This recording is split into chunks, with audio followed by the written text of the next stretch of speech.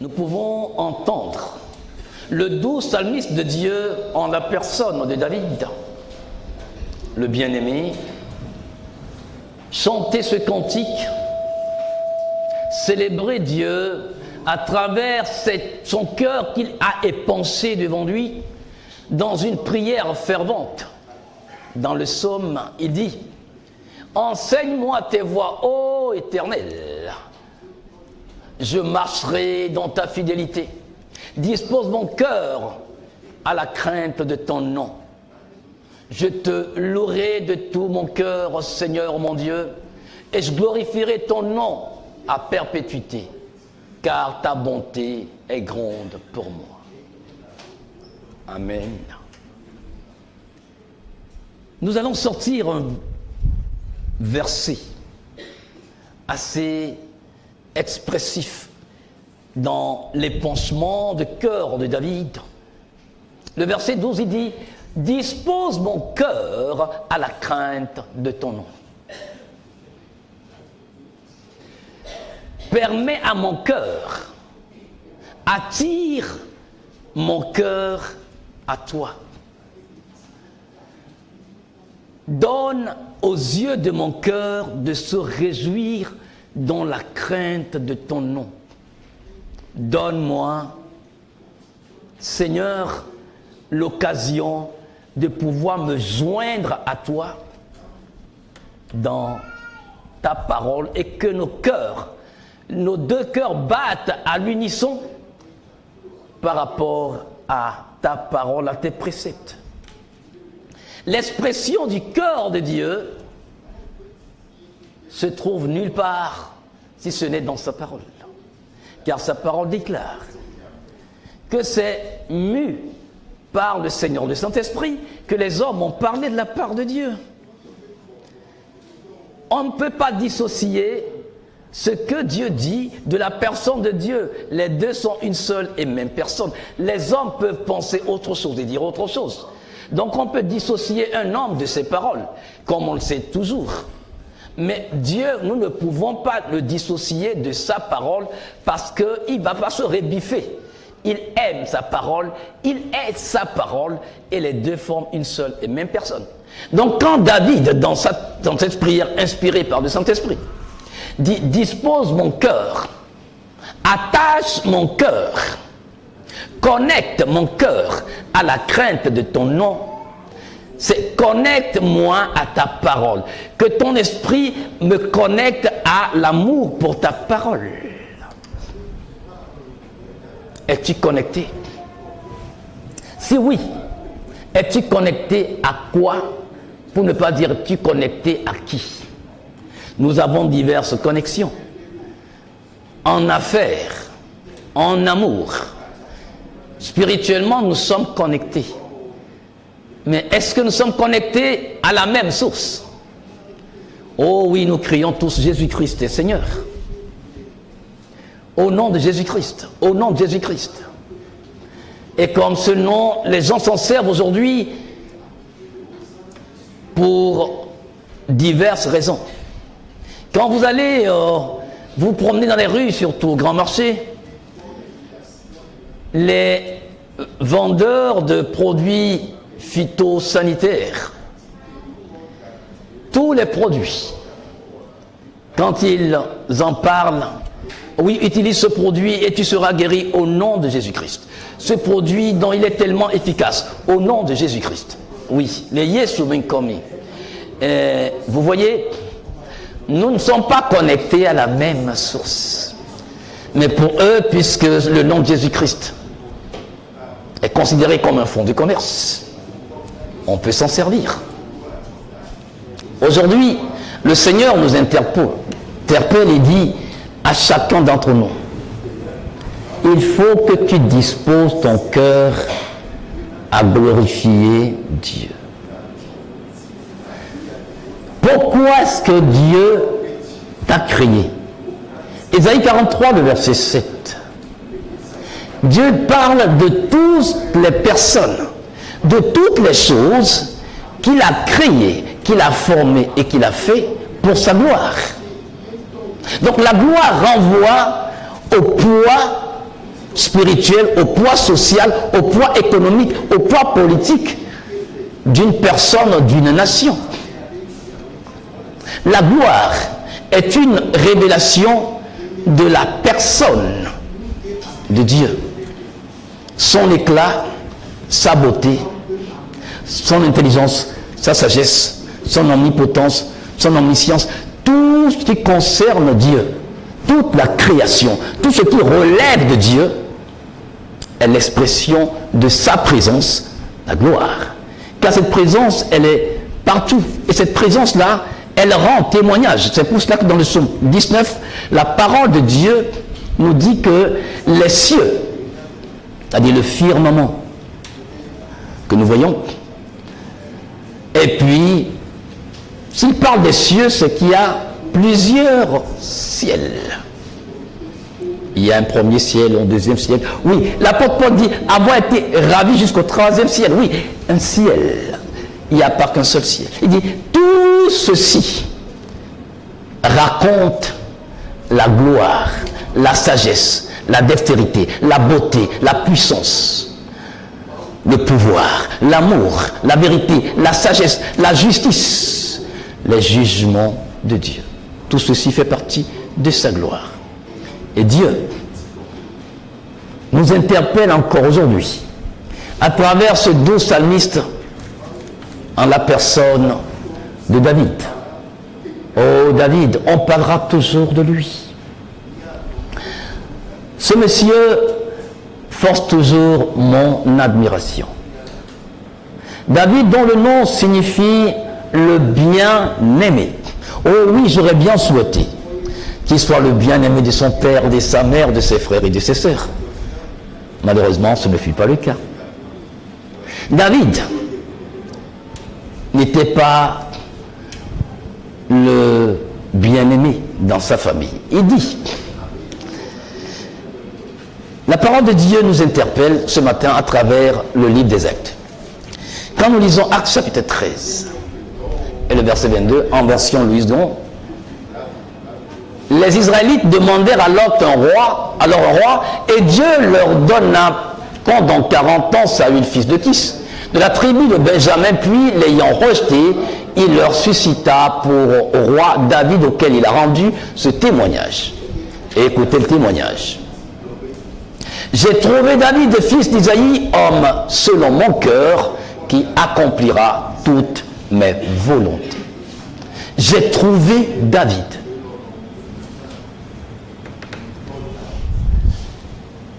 Où était David? Que Dieu, l'omniscient, l'omniprésent, puisse dire qu'il a trouvé David. Est-ce que Dieu a été absent entre-temps? Comment ne l'avait pas vu? Ne l'avait-il pas vu dès le début? Non, il l'a vu. Mais dans ce « j'ai trouvé David », Dieu veut dire « j'ai repéré David ». Est-ce que Dieu t'a repéré? Il m'a repéré.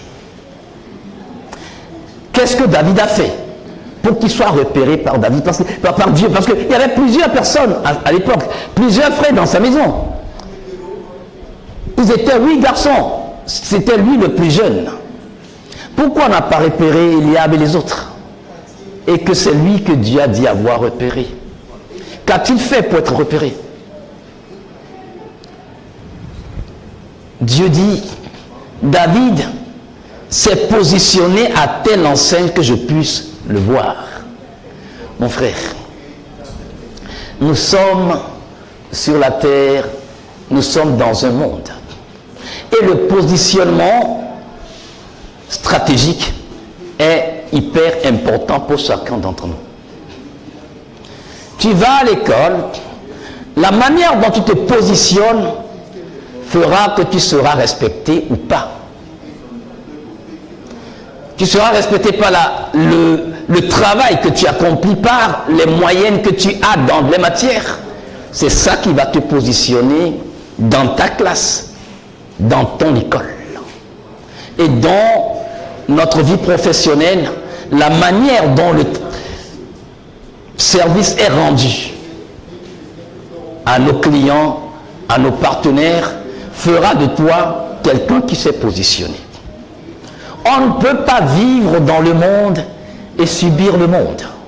La plupart des gens, ce sont des personnes qui ne font que passer. Il faut impacter, il faut que vous laissiez une trace. Après votre départ, même dans votre service, qu'on ne puisse pas ne pas parler de vous en bien. David a su se positionner. Pas parce que les étoiles se sont alignées en sa faveur, loin de là. Quand nous allons dans la parole de Dieu, dans 1 Samuel, à partir du chapitre 15 en allant, nous verrons que David n'a pas eu la vie facile. Mais c'est dans ce remue-ménage, dans ces difficultés-là, que David s'est fait un nom au point que Dieu, qui promène son regard sur la terre pour scruter les actions, les pensées de chaque être humain, a fini par poser son regard sur lui pour se dire non, tiens, ce jeune homme est atypique, cet homme est atypique par rapport à son parcours. Mis dans les mêmes conditions que la plupart des terriens, ce monsieur a quelque chose de différent. Il m'intéresse. Il dit, j'ai trouvé en David l'homme selon mon cœur. Ça veut dire l'homme qui trouve son plaisir en moi, donc que je peux recommander. Dans sa famille, je disais, ils sont 8. Enfin, ils étaient 8. Parce que je ne sais pas si après son père a fait d'autres enfants, parmi lesquels il y a des garçons. Mais Dieu ne nous a plus rien dit à propos de la famille de David, parce que dans l'histoire, Dieu voudrait juste sortir et nous enseigner sur la personne de David. Et c'est comme ça que Dieu évolue. Dès qu'il trouve l'élément avec lequel il veut conduire le fil conducteur, les à côté ne l'intéressent plus. David n'était pas la personne aimée dans sa famille. Il était, je dirais, la poisse. On dirait celui qui apporte la malchance dans la famille. Il était le méprisé de la famille. Ils sont 8 fils. Mais quand Dieu a envoyé dans la maison du père de David, Samuel, le prophète et sacrificateur de l'époque, pour oindre un roi en remplacement de Saül, que Dieu a rejeté, David n'était pas à la maison.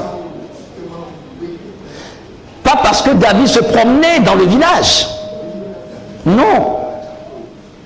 David ne se promenait pas, David n'errait pas dans le village comme un vaurien, comme un va-nu-pied. Non, David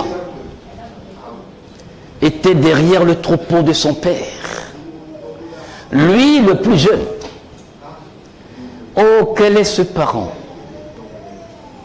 qui accepterait d'envoyer le Benjamin de la famille paître le troupeau pendant que les aînés, ayant la force, l'expérience pour pouvoir se défendre contre les aléas de la nature, sont à la maison en train de pavaner. Son père a fait passer 7 fils. Et Dieu dit non, je n'ai pas choisi l'un d'entre eux. Mais là, il y a un problème. Samuel devrait se poser une question. Est-ce que c'est bien Dieu qui m'a parlé? Dieu, est-ce bien toi qui m'as parlé en me disant d'aller dans la maison de Jessé parce que tu as trouvé quelqu'un là-bas pour oindre et devenir roi à la place de Saül? Que ferai-je alors?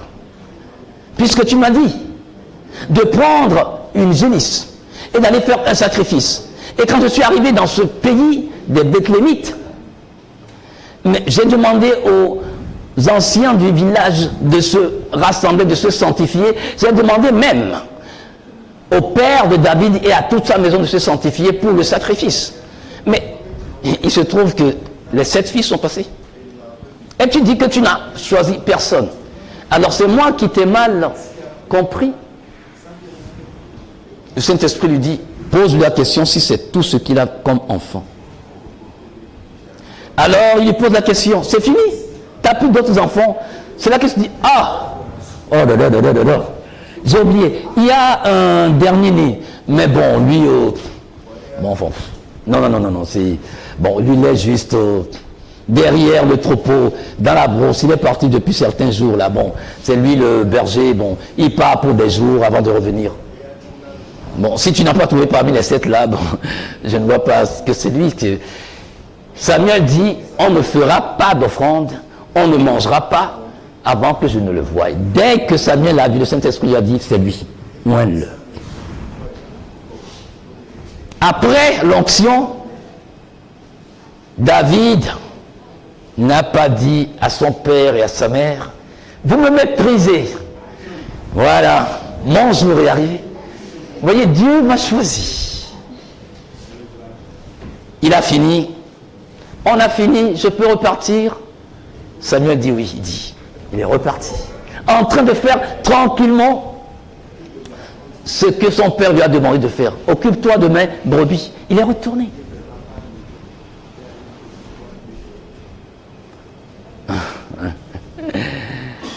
Il n'était pas aimé par ses frères qui le détestaient. Dans toute famille, les Benjamins sont les plus chouchoutés. Mais on le détestait. Au point où, lorsqu'il s'est rendu sur le front, parce que son père lui a dit, mais laisse mes brebis, va voir ton frère, tes 3 frères qui se sont joints à Saül pour la guerre contre les Philistins, va voir comment ils se portent sur le front. Et tu viens avec des nouvelles fraîches. Apporte-leur aussi de quoi manger. Et David a bravé des dangers sur un champ de bataille où n'importe quelle flèche pouvait être décochée contre lui à l'improviste. Et il arrive. Qu'est-ce qu'il découvre? L'humiliation du peuple de Dieu et de son armée par un certain Goliath. Et quand il posait la question, ses grands frères, qu'est-ce que toi tu viens chercher ici? Qu'est-ce que tu veux chercher ici? Sans lui poser la question, mais comment tu as fait pour traverser toute cette zone de guerre-là, ce périmètre-là? Mais tu es courageux. David, comment vas-tu? David, comment va papa? Non. Comment va maman? Non. Qu'est-ce que toi tu viens chercher ici? C'est pour venir voir comment la guerre se déroule sur le champ de bataille que tu es venu. Je te connais. Mais, il dit, mais qu'est-ce que j'ai fait encore? Qu'est-ce que j'ai encore fait?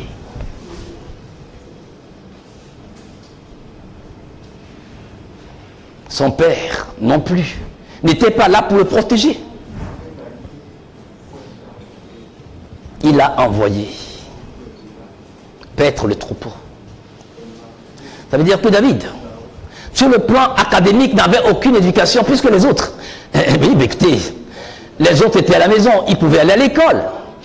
Mais lui, il ne pouvait pas aller à l'école.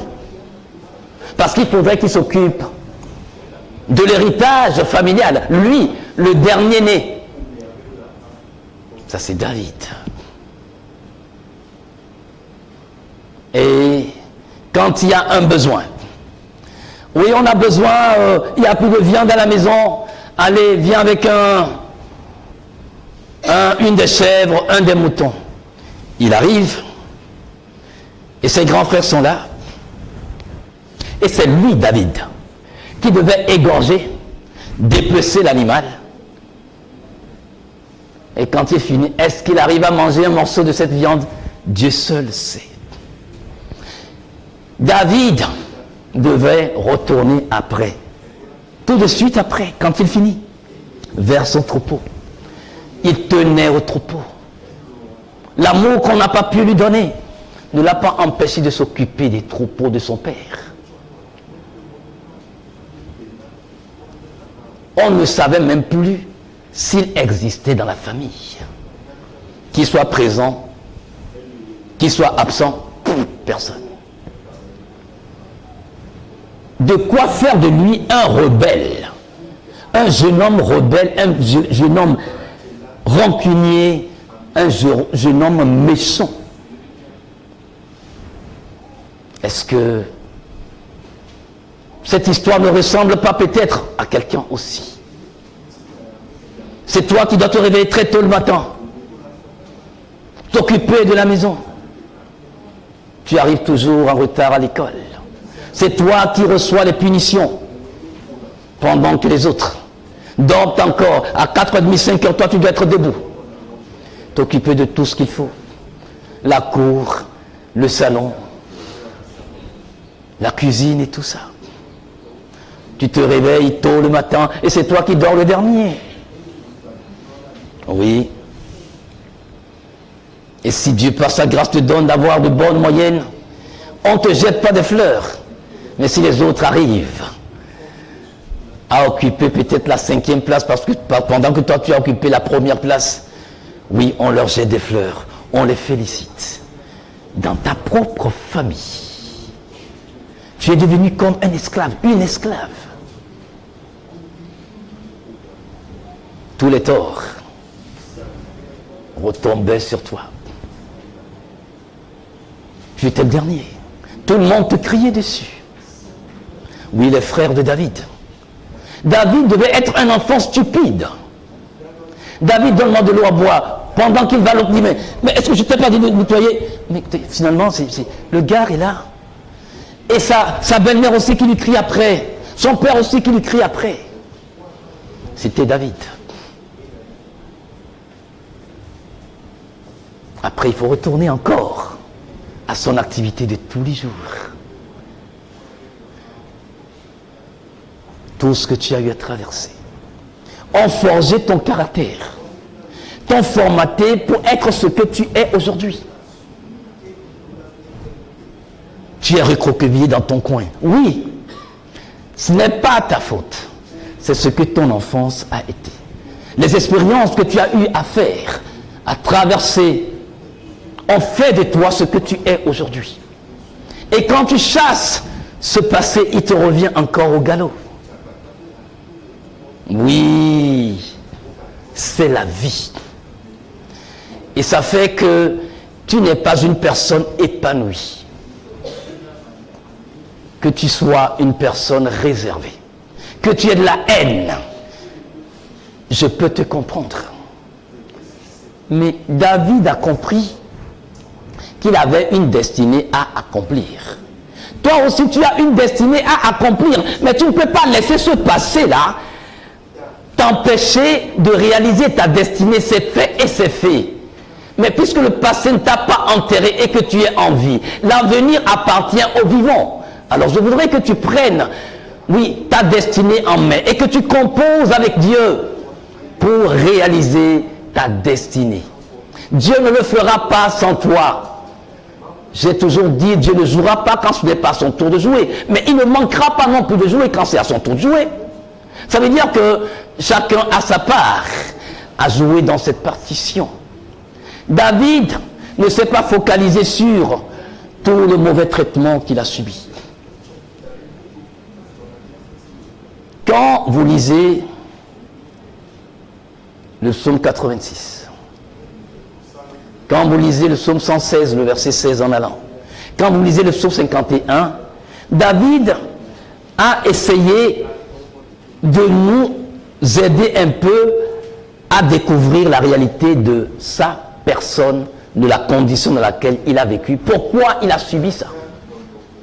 Dans le psaume 51, le verset 7, qu'est-ce qu'il dit? J'ai été conçu dans l'iniquité et dans le péché, ma mère m'a enfanté. Excusez-moi, un mariage célébré dans les normes. Un enfant qui naît de ce mariage. Peut-on parler d'un enfant qui a été conçu dans l'iniquité et enfanté dans le péché? Donc cela amène à penser que David n'était pas le fils de la dame qui a fait les 7 fils. Sinon, je défie tous les parents ici. Accepteriez-vous que votre garçon, le dernier-né, soit celui qui va servir les aînés qui ont plus de force et d'expérience et qui sont censés le protéger? Jamais. Donc, tout porte à croire que David, en parlant comme ça, c'est sûr que sa mère était peut-être au service de Madame, le père de David, c'est-à-dire Madame Jessé, et que bon, ce qui devait arriver, arriva. Donc, on faisait tout pour lui faire croire, tu ne peux pas hériter avec nous. Un point, c'est tout. Et David a vécu dans une ambiance comme ça. Dans quelle ambiance tu as vécu, mon frère? Dans quelle ambiance tu as vécu, ma soeur?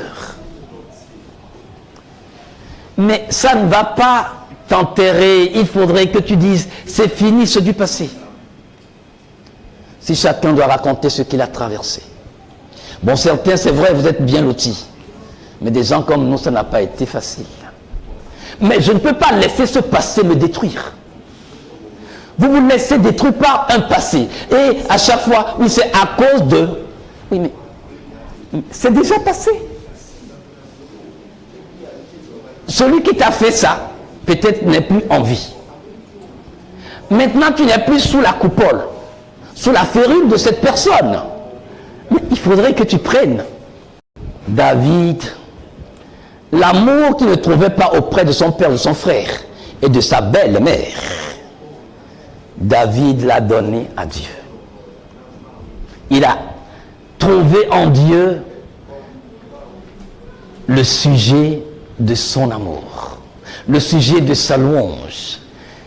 Et il s'est taillé une place dans l'intimité de Dieu au point de devenir un ami de Dieu appelé le bien-aimé de Dieu. Face à ces injustices, comment, mon frère, ma soeur, te positionnes-tu aujourd'hui? Où vas-tu puiser tes forces pour avancer? Où vas-tu puiser les forces pour percer? Tu dois percer, tu dois passer au travers de je ne peux pas. Le mur est là. Les murs de Jéricho sont là encore devant toi. Tu es emmuré par ce passé qui se dresse devant toi comme des murs de Jéricho autour de toi. Mais tu dois pouvoir les faire ébranler. Personne ne le fera à ta place. Sauf Dieu. Mais avec toi. Mais avec toi. Il dit, ne vous souvenez plus des événements passés, car je suis en passe de faire des choses nouvelles. Ne la connaîtrez-vous pas? Délie-les. Délie ces gens qui t'ont fait du mal. Délie-les et laissez-les aller. Parce que tu as une autre histoire, une nouvelle histoire à écrire avec Dieu. Et parce que Dieu a vu en David cet amour sincère, cette crainte pour son nom, Dieu aussi a honoré l'amitié et l'amour de David pour lui. J'ai dit, Dieu honore ce qu'il honore. Quand tu as du temps pour Dieu, il en aura pour toi. Non. Je ne laisserai pas mon passé m'écraser. Il est hors de question. David était reconnaissant pour tout. Est-ce à cause de sa beauté qu'on ne l'aimait pas? Mais lui louait Dieu pour sa beauté dans le psaume 139. Le verset 14, qu'est-ce qu'il dit? Je te loue de ce que je suis une créature si splendide, si merveilleuse. Mon âme le reconnaît si bien. Oui, parce que même Saül, quand Saül l'a vu, ce qui a frappé Saül tout de suite, ce sont ses yeux pétillants et son beau visage. La parole de Dieu dit qu'il avait des cheveux blonds, des yeux pétillants et une belle figure. Et David savait dire merci à Dieu Parce que même si on ne m'aime pas, tu m'as créé de manière merveilleuse. Je veux me comparer à personne, mais je suis beau pour toi comme ça. Je suis belle pour toi comme ça. Même avec mes cheveux crépus, mon nez épaté, mes lèvres lugubres. Seigneur, je suis belle pour toi comme ça. Je suis beau pour toi comme ça. Même si je n'ai pas une belle voix à la Céline Dion, Seigneur, j'aime la voix que tu m'as donnée. Elle est une voix de crapaud pour les autres, mais moi j'aime cette voix à laquelle David savait dire merci à Dieu pour tout. Aujourd'hui, le secret pour que nous puissions percer cette intimité avec Dieu et laisser l'occasion à Dieu de nous inviter dans ce que je peux appeler en illustration sa chambre à coucher, c'est une des clés, c'est savoir être reconnaissant. Beaucoup de chrétiens, malheureusement, ne savent pas dire merci. Oui, c'est-à-dire, ils disent merci du bout des lèvres. Vous avez beau leur faire du bien, des cadeaux, c'est-à-dire qui te dit merci, ah merci. C'est-à-dire, tu sens ce merci, bon, c'est-à-dire, oh merci, passons à autre chose. Voilà. C'est un peu comme ça. Hey Seigneur, ta grâce. C'est-à-dire, j'ai une dame qui force vraiment mon admiration. C'est ma maman. Cette dame, lorsqu'elle vient passer du week-end chez nous, quel que soit le montant que tu lui remets, ou ce que tu lui donnes comme cadeau, le lendemain matin, son téléphone va sonner. Et souvent, moi je décroche pas parce que je sais que c'est pour dire merci. Si tu décroches pas, elle va te laisser un message. Merci pour les sous. Merci pour l'igname. Merci. Je dis, mais waouh. Quand quelqu'un comme ça, lui faire du bien, je t'assure, on prend plaisir parce que tu sens que ce que tu as donné à la personne l'a plu. Combien de chrétiens savent faire ça? C'est-à-dire, on ne sait pas dire merci. Oui, j'ai déjà dit merci, il y a où le problème? Pourquoi veux-tu encore qu'on t'appelle aujourd'hui pour te dire merci?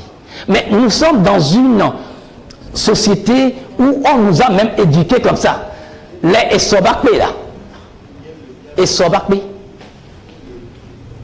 Quelqu'un connaît ça? Oui, essobakbé. Donc ça fait partie même de la culture. Même nos sociétés traditionnelles qui ne connaissaient pas Christ Jésus ont hérité ça et on a transmis ça de génération en génération. Mais combien de chrétiens savent faire cette chose? Tu rends un service, on te dit merci, c'est fini. Le lendemain, on a oublié. Mais quand on est comme ça, vous croyez pouvoir marquer Dieu? Vous n'arrivez pas à marquer les hommes et vous voulez marquer Dieu. David était un homme reconnaissant.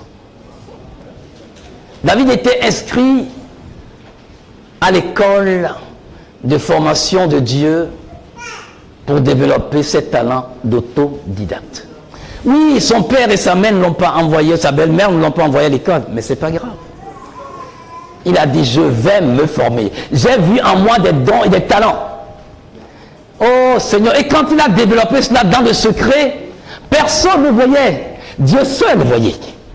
La nature seule savait que David avait une voix pour chanter.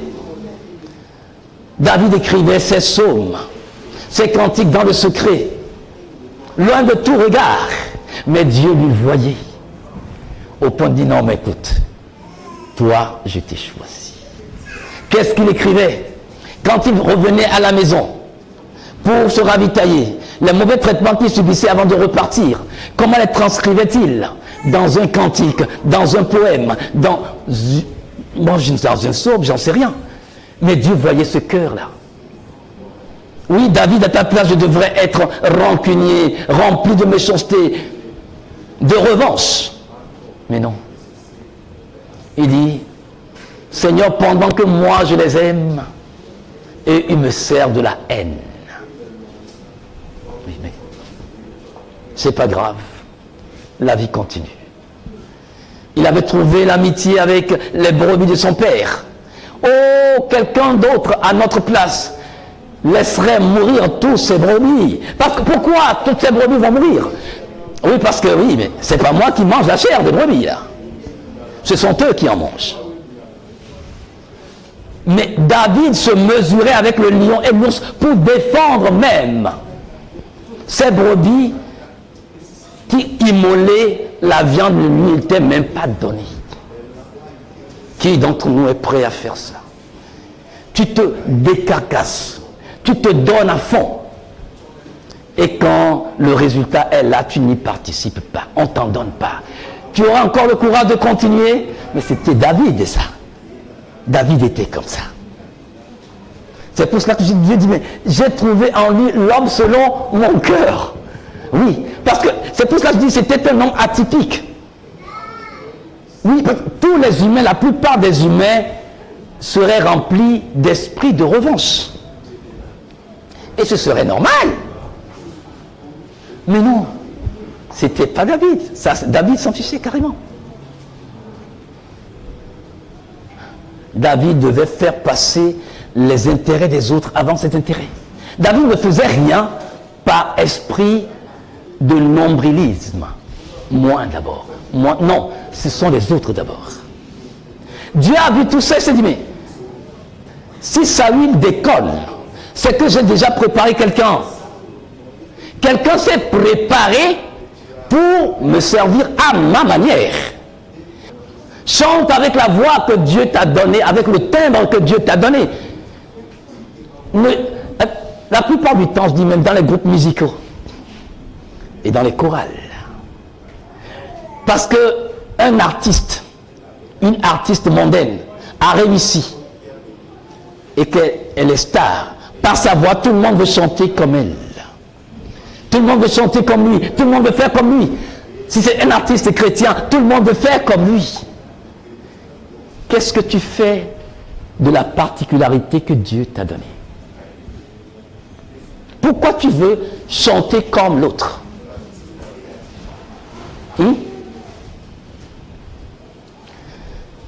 Quand je donne des exemples comme ça, ça me rappelle le groupe EXO. La plupart des sœurs et des frères, des chorales et des groupes musicaux dans les églises, quand ils veulent exécuter les cantiques ou les chants du groupe EXO, ta bienveillance, ô éternel. C'est quoi ta bienveillance? Il n'y a pas de ça dans le français. Ta bienveillance, ô éternel, appétit. C'est quoi tout ça? Vous impressionnez Dieu ou vous impressionnez les hommes? Pourquoi ne pas être naturel, ne pas être toi-même? Ton naturel est profitable pour quelqu'un. Sois toi-même, mon frère. Sois toi-même, ma soeur.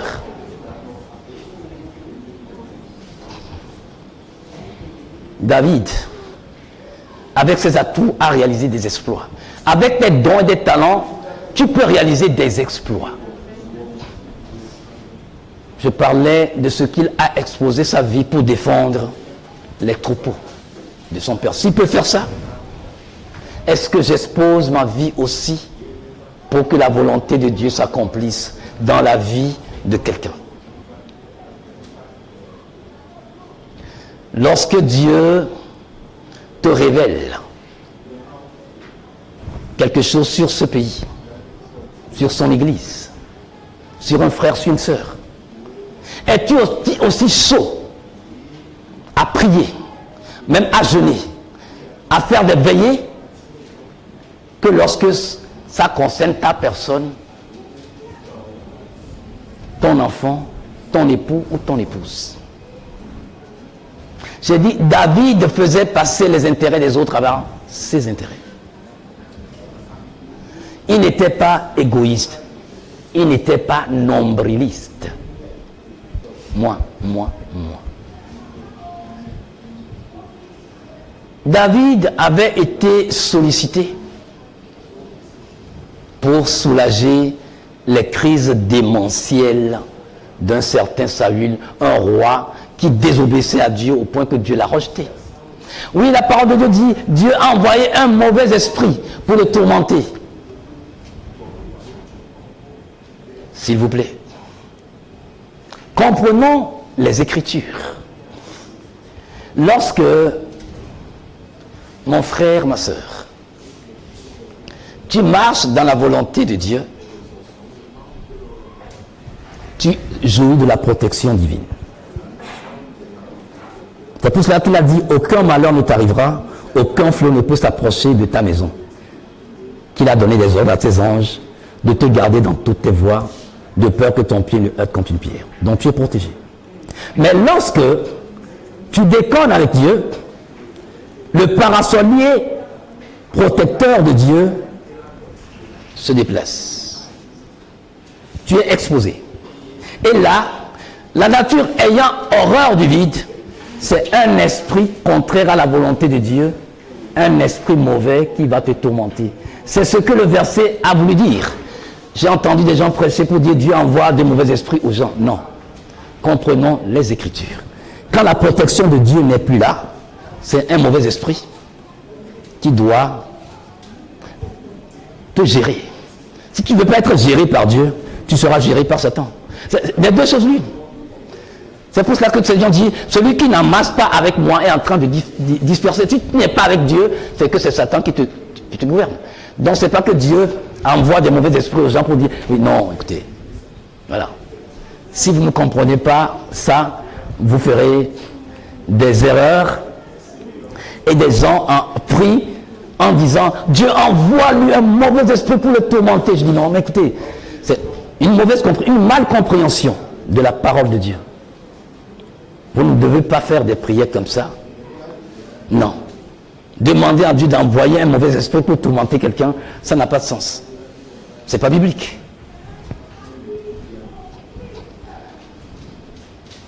Saül a voulu par 3 fois tuer David. Normalement, David, la première fois qu'il a esquivé la lance, ne devait plus retourner. Mais il obéissait à celui qu'il a vu.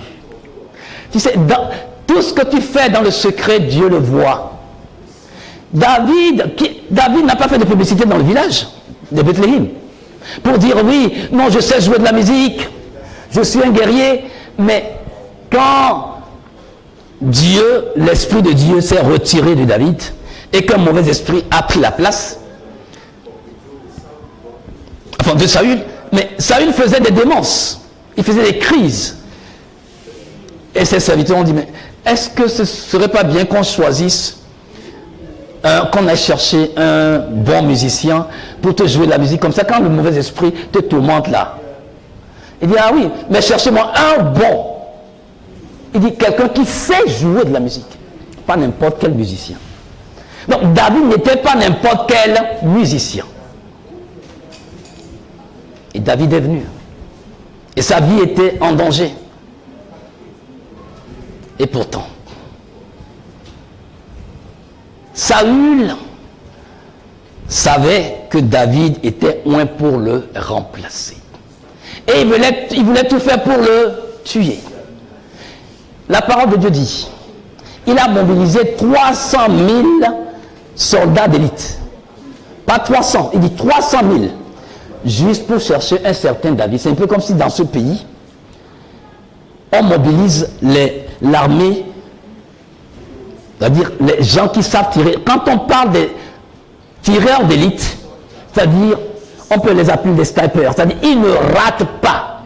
Quand ils tirent, tu peux être en train de courir, quand ils pointent l'arme et qu'ils tirent, tu seras atteint. 300 000 personnes pour chercher une seule personne. Mais qu'a-t-il fait? Rien. Mais il était dans son coin, c'est Dieu qui a demandé de venir le loindre. C'est l'onction là qui lui a créé des problèmes. Le fait que tu as donné ta vie à Christ là, c'est ça qui est ton problème aujourd'hui. C'est tout. Qu'est-ce que tu as fait? Quand on va demander aux membres de ta famille, même à ces sorciers, à ces gens mauvais, à ces idolâtres, mais en réalité, tu ne les as pas insultés, tu ne les as pas embêtés. Le seul fait que Dieu ait déposé son regard sur toi, c'est ton problème. Donc David a compris, si je me retire de Dieu, je suis mal barré. Donc je reste avec Dieu. Les menaces ne te feront pas dévier, s'il te plaît. Et Et par 2 fois, Dieu a donné l'occasion à David d'en finir avec Saül. Mais dis non, c'est un roi que Dieu a oint. Si on doit le déposer, ce n'est pas moi, David, qui va le déposer. C'est Dieu même qui va le déposer. Saül même a reconnu, il dit, mais non, Dieu t'a oint et tu seras roi. Promets-moi que quand tu seras roi, tu ne vas pas martyriser ma famille pour que mon nom reste. Vous voyez, Saül était un homme centré sur lui-même, mais David, non. David était dans une grotte. Saül, qui le cherchait avec son armée, avait envie d'aller aux toilettes.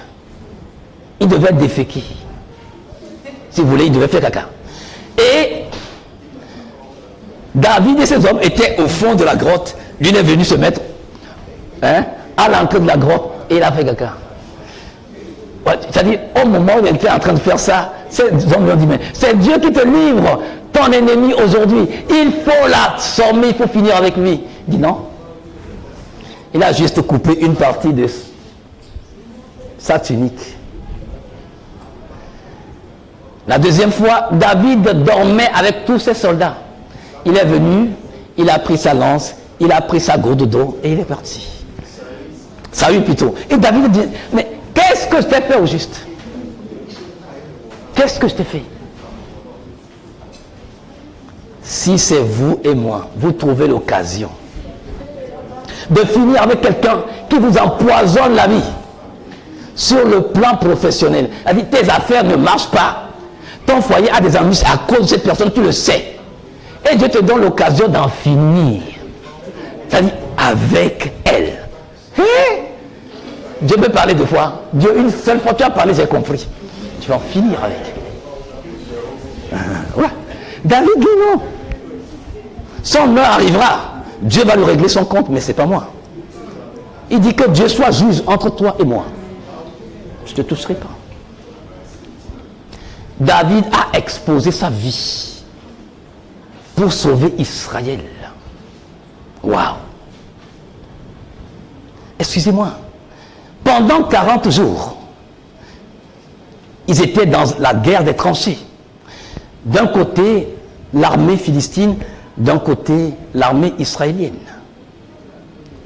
Et 2 fois chaque jour, un certain Goliath, qui mesurait presque 3 mètres, sortait leur servir au petit déjeuner des injures et au dîner des injures. Vous avez dit que vous appartenez au Dieu Tout-Puissant, le Créateur des cieux et de la terre. Eh bien, choisissez-moi quelqu'un parmi vous qui va se mesurer à moi. Si dans le combat, la personne me frappe et me bat et me tue, nous serons vos esclaves pour toujours. Mais si c'est le contraire, c'est vous les Israélites qui serez nos esclaves pour toujours. Et il est dit qu'à l'époque, Saül était l'homme le plus élancé et le plus baraqué en Israël, c'est-à-dire en dehors de Saül. La personne qui était encore plus élancée lui arrivait juste au niveau de l'épaule. Donc de l'épaule jusqu'à la tête, il dépassait tout le monde. Mais quand on venait servir le petit déjeuner, il se cachait. Quand on venait servir le dîner de l'injure, il se cachait. Pendant 40 jours, matin et soir. Donc 80 fois, en 40 jours, on les a lessivés proprement avec des humiliations, des injures. Mais personne. David qui arrive et qui entend ça, qui dit, mais quoi? Quoi? Mais vous êtes tous là ici. Et on est en train d'injurier Dieu, de blasphémer le nom de Dieu, et personne d'entre vous n'est animé d'une colère sainte pour agir. C'est lui qui dit, mais cet homme-là, ce Goliath, mais il est né guerrier. Et pourtant, après le petit déjeuner d'injures,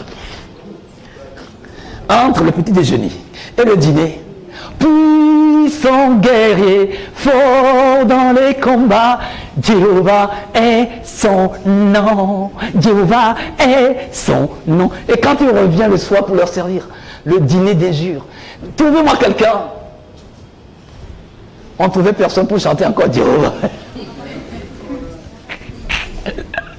Jéhovah est son nom. Oui. David a posé la question.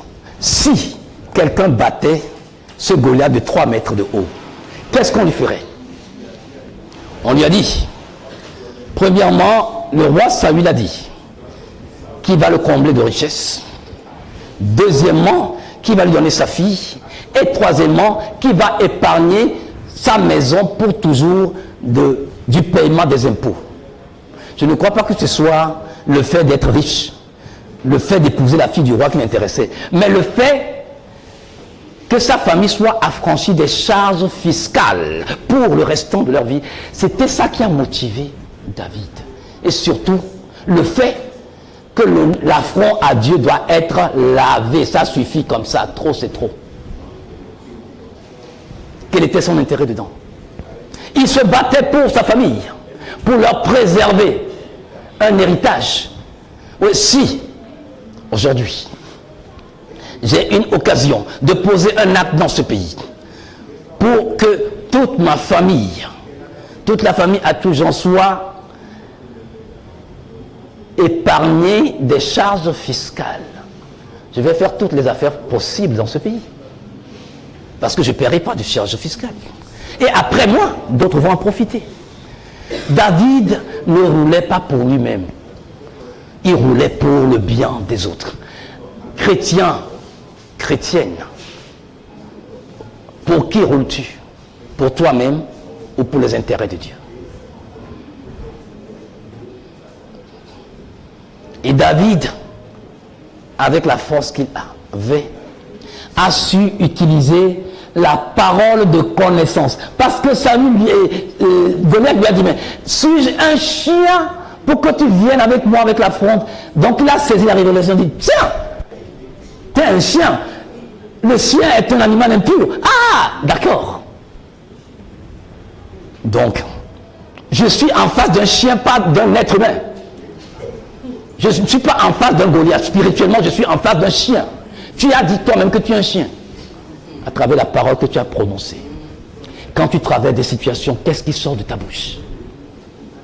Quelqu'un dans le monde spirituel satanique qui connaît sa position à travers la réponse que tu lui donnes, saura t'attaquer.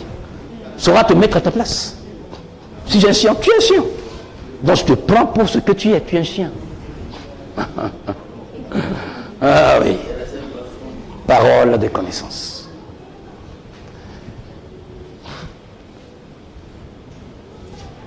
Pour une vie qui doit glorifier Dieu, selon le thème que Dieu nous a donné aujourd'hui, nous avons 3 éléments fondamentaux. Premièrement, c'est qu'il faut que tu recherches. Et quand tu auras trouvé, positionne-toi dans le champ visuel de Dieu. C'est-à-dire, sois en train de faire ce que tu fais de manière très très bien, que Dieu ne puisse pas s'empêcher de te voir. C'est un peu comme si Dieu promène son projecteur sur la terre des vivants et tu es en train de courir après ce projecteur-là pour que ce projecteur soit braqué sur toi dans ce que tu es en train de faire. Donc ne fais pas négligemment ce que tu es en train de faire. Même si tu n'as pas encore de résultat, fais le bien. Positionne-toi, mets-toi dans le champ de vision de Dieu pour que Dieu puisse te voir comme il a dit. J'ai trouvé David. David s'est positionné dans mon champ visuel. Et quand mon regard s'est posé sur lui, je ne l'ai plus détourné. Il faut refuser toutes les concessions qui compromettent la parole de Dieu. Même si tu peux être mal jugé, être vu comme un paria, une personne à rejeter, une personne à critiquer, une personne qu'on ne supporte pas, s'il vous plaît, quand on met la main à la charrue, on ne regarde plus derrière. Est-ce que tu es prêt, mon frère, ma soeur, à vivre et à exposer ta vie, ton estime, pour le nom que tu dis, aimer et confesser? Qu'est-ce que la parole de Dieu dit? Et qu'est-ce que les hommes disent? Qu'est-ce que les traditions disent? Qu'est-ce que les coutumes disent? À qui tu veux plaire? Vous avez tellement peur de ce que les gens vont dire que vous foulez Dieu aux pieds, sa parole aux pieds. Mais quand ces hommes-là vont vous lâcher, quand ils vont vous faire mal, c'est vers ce Dieu-là que vous allez revenir. N'avez-vous pas honte? N'avez-vous pas honte? Oh, si je ne vais pas, si je ne fais pas, on va dire. À cause de on va dire. C'est on va dire, vont vous préparer aussi votre place dans le paradis. Vous devez savoir ce que vous voulez. Vous devez savoir ce que vous voulez. Vous êtes avec Dieu ou vous n'êtes pas avec Dieu. Moi, c'est la parole ou rien.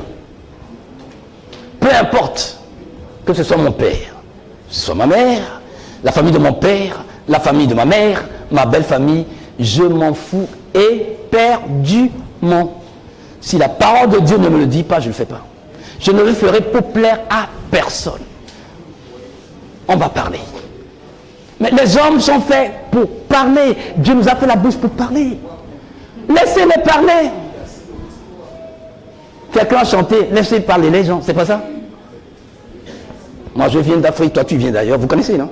Laissez parler les gens. Ils n'ont qu'à parler. Ils doivent parler.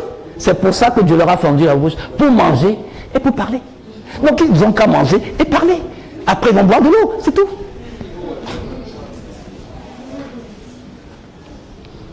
Rechercher et développer la compagnie des personnes qui vivent réellement la parole de Dieu d'un cœur pur. Certaines personnes, leur compagnie en tant que chrétien ne vous arrange pas, vous ne grandissez pas.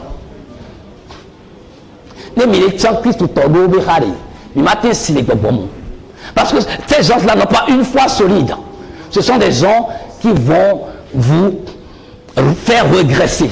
Cherchez la compagnie de ceux qui aiment vraiment la parole de Dieu, qui vivent cette parole. Ces personnes vous feront grandir. Sinon, ce serait la compagnie des gens. Oui, la parole de Dieu dit ça, mais tu vois, puisqu'on vit dans une société, puisqu'on fait ça, et tu sais que la famille est importante, et tu sais que ça. Et puis quoi encore?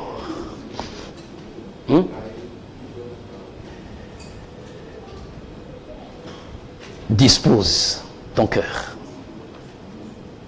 à glorifier Dieu dans tout ce que tu auras à faire. Tu glorifies Dieu, Dieu se glorifiera à travers toi et te permettra de partager les bénéfices de cette gloire en te faisant du bien tout le temps. Que le Seigneur donne à son Église que nous sommes de comprendre que nous avons une destinée à accomplir. Nous rendrons compte chacun de ce que nous avons fait de notre vie. S'il te plaît mon frère, s'il te plaît ma soeur, mets-toi en règle avec Dieu. Si Dieu met l'accent sur certaines choses, c'est pour des raisons. Je répondrai de tout ce que j'ai prêché ici, de bout en bout. Vous répondrez de tout ce que vous avez entendu ici, de bout en bout. Que celui qui a des oreilles pour entendre, entende ce que dit le Seigneur, le Saint-Esprit. Demeurez bénis au nom du Seigneur Jésus-Christ. Amen.